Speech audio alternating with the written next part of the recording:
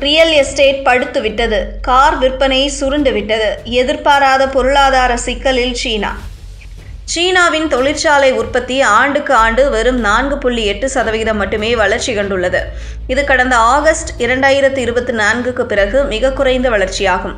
நிபுணர்கள் எதிர்பார்த்த 5.0% வளர்ச்சியை கூட இது எட்டவில்லை. சில்லறை விற்பனை வெறும் 1.3% மட்டுமே உயர்ந்துள்ளது. இது டிசம்பர் 2022க்கு பிறகு மிக பலவீனமான சரிவாகும். முந்தைய மாதம் இது 2.9% இருந்தது. மேலும் நிபுணர்கள் 2.8% வளர்ச்சியடையும் என எதிர்பார்த்தனர். நிலையான சொத்து முதலீடு ஜனவரி முதல் நவம்பர் வரை 2.6% சரிந்துள்ளது. இதற்கு முக்கிய காரணம் சொத்து முதலீட்டில் ஏற்பட்ட 15.9% வீழ்ச்சிதான். நுகர்வோரின் நம்பிக்கை மிகவும் குறைந்துவிட்டதால் அரசாங்கம் மேலும் ஊக்க நடவடிக்கைகளை எடுக்க வேண்டும் என்று நிபுணர்கள் கூறுகிறார்கள். உள்நாட்டு நுகர்வு பலவீனமாக இருந்தபோது சீனா வளர்ச்சிக்கு ஏற்றுமதியை நம்பியிருந்தது. ஆனால் இப்போது சர்வதேச எதிர்ப்பை சந்திக்கிறது. நாடுகள் சீன ஏற்றுமதிக்கு கட்டண வரிகள் விதிக்கின்றன. $1 டிரில்லியன் வர்த்தக உபரியுடன் பல நாடுகள் சீன இறக்குமதிகளுக்கு நிகராக நிற்கின்றன. சீனாவின் மிகப்பெரிய ரியல் எஸ்டேட் டெவலப்பர்களில் ஒன்றான வான்கே கடன் தவணையை தவிர்க்க இந்த வாரம் 2வது பத்திரதாரர் கூட்டத்தை நடத்த திட்டமிட்டுள்ளது.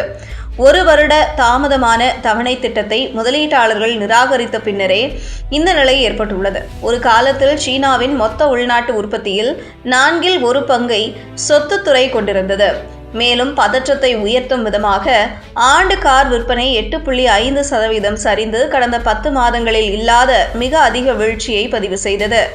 சீனா அடுத்த ஆண்டு தனது தற்போதைய ஆண்டு வளர்ச்சி இலக்கான 5% தொடரும் என ஆய்வாளர்கள் கருதுகின்றனர். இது ஒரு புதிய 5-ஆண்டு திட்டத்தை வலுவான அடித்தளத்தில் தொடங்க முயல்கிறது. ஆனால் உலக வங்கி மற்றும் சர்வதேச நாணய நிதியம் ஆகிய இரண்டும் சீனாவின் வளர்ச்சி பாதைக்கு மிகவும் பழைய பாலிசிகளை பரிந்துரைப்பதால் இது சவாலாக இருக்கும்.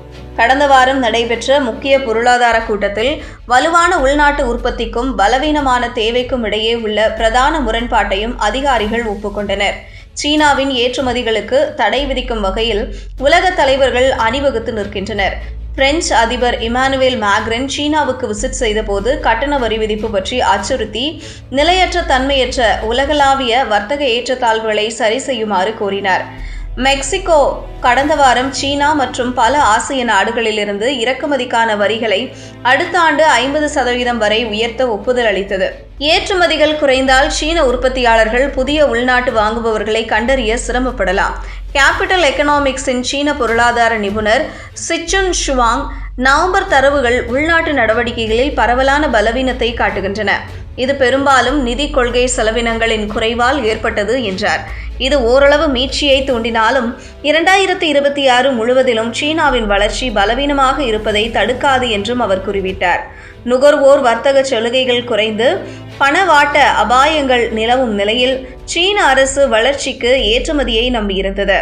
ஆனால் $1 டிரில்லியன் வர்த்தக உபரிக்கு உலகின் பல நாடுகளும் எதிர்ப்பு தெரிவித்து இறக்குமதி தடைகள் விதிக்கப்படுவதால் சீனாவால் அதிகம் ஏற்றுமதி செய்ய முடியவில்லை.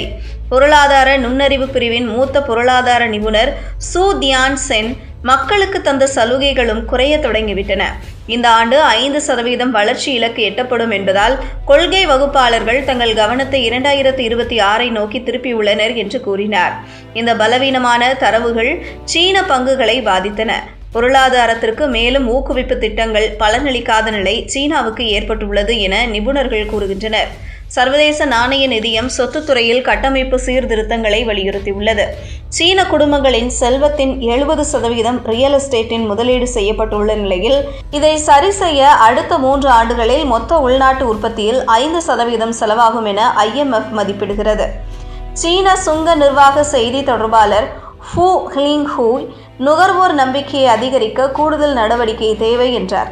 ஜனவரி முதல் நவம்பர் வரையிலான காலகட்டத்தில் நிலையான சொத்து முதலீட்டில் ஏற்பட்ட 2.6% சரிவு முக்கியமாக சொத்து முதலீட்டில் ஏற்பட்ட 15.9% வீழ்ச்சியால் உருவானது என விளக்கினார்.